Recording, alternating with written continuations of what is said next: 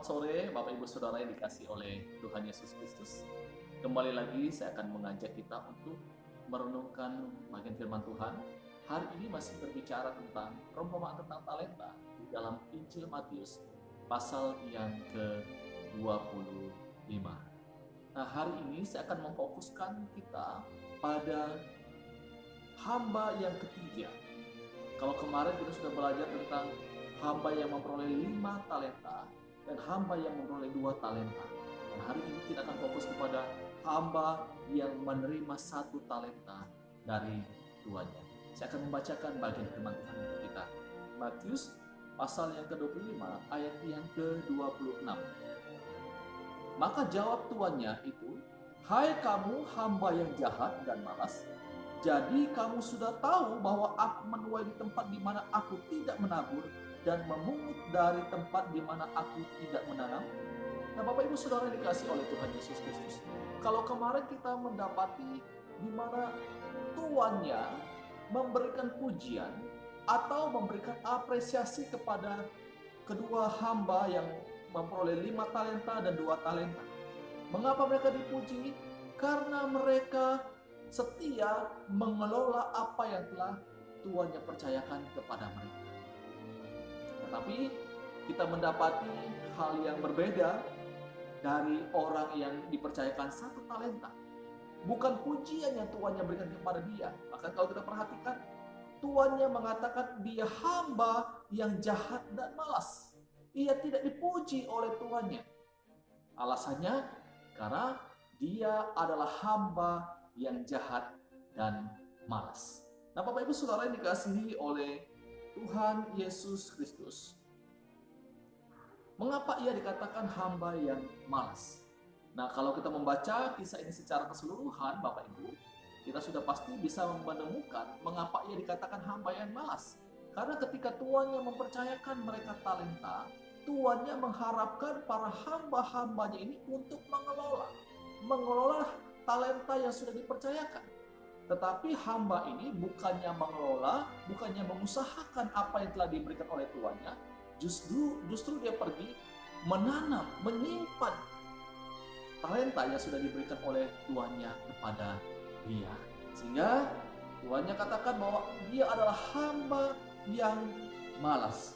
Nah, Bapak Ibu Saudara yang dikasihi oleh Tuhan Yesus Kristus, jadi dia malas di sini karena dia tidak mengembangkan talenta yang sudah dipercayakan oleh tuannya kepada dirinya. Nah, Bapak Ibu, kalau kita membaca di dalam Alkitab, ada beberapa ayat Alkitab yang kemudian mengatakan mengecam orang malas. Salah satunya saya baca dalam Amsal pasal yang ke-18 ayat yang ke-9. Orang yang bermalas-malas dalam pekerjaannya sudah menjadi saudara dari si perusak. Ini dikatakan oleh Amsal. Orang malas dikatakan menjadi saudara perusak. Bapak Ibu, jadi jelas sekali. Kenapa ia tidak diberikan pujian oleh tuannya?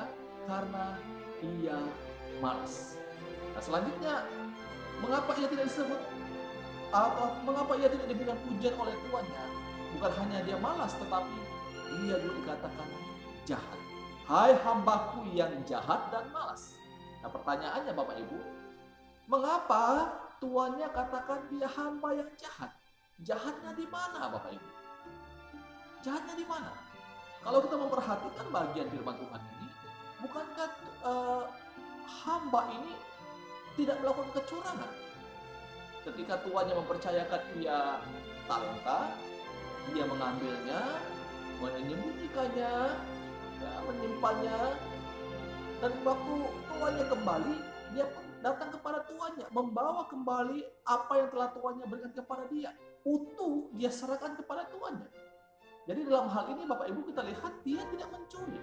Dia tidak korupsi milik tuannya. Dia kembalikan dengan utuh. Tetapi bagian ini mengatakan ia hamba yang jahat. Pertanyaannya, mengapa hamba yang ketiga ini dikatakan hamba yang jahat? Jawabannya kita bisa temukan di dalam ayat yang ke-24. Saya akan membacakannya untuk kita. Kini datanglah juga hamba yang menerima 1 talenta itu dan berkata, "Tuan, aku tahu bahwa Tuan adalah manusia yang kejam, yang menuai di tempat di mana Tuhan tidak menabur, dan yang memungut dari tempat di mana Tuhan tidak menanam. Nah Bapak Ibu, ketika hamba yang memperoleh 1 talenta ini datang membawa kembali talenta yang sudah dipercayakan kepada dirinya, dia bukannya memohon maaf kepada tuannya karena dia sudah tidak mengelola talenta itu, tidak mengembangkannya. Justru dia coba membenarkan diri dengan cara mempersalahkan tuannya. Jadi seakan-akan tuannya lah yang salah karena tuannya sudah mempercayakannya talenta. Dia katakan tuannya yang kejam.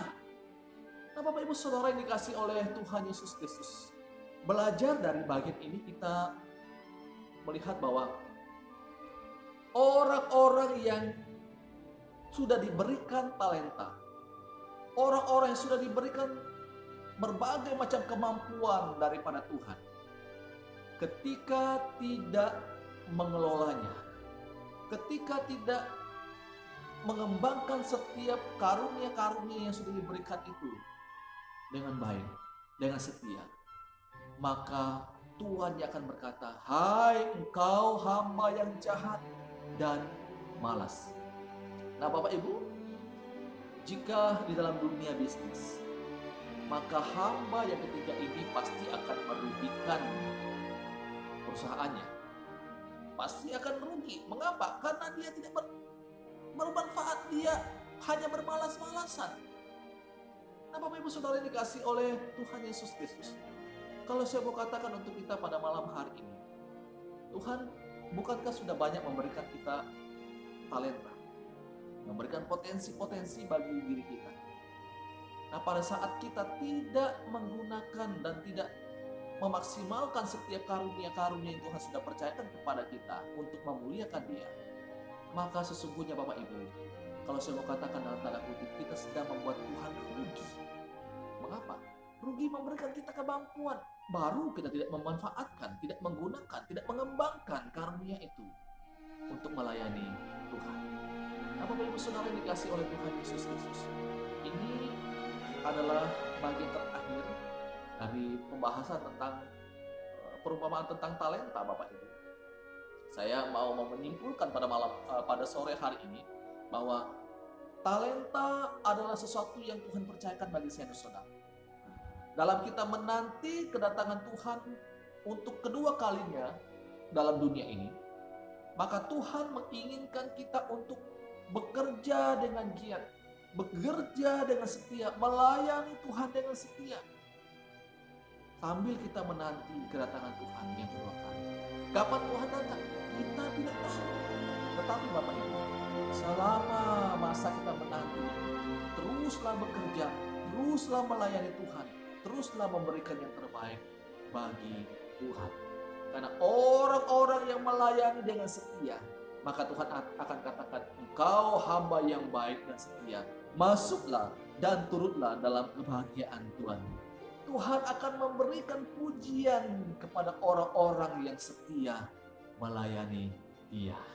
Tetapi Bapak Ibu, bagi orang yang bermalas-malasan, yang tidak menggunakan setiap potensi yang Tuhan sudah berikan kepada dirinya, maka Tuhan akan katakan, "Hai engkau hamba yang jahat dan malas."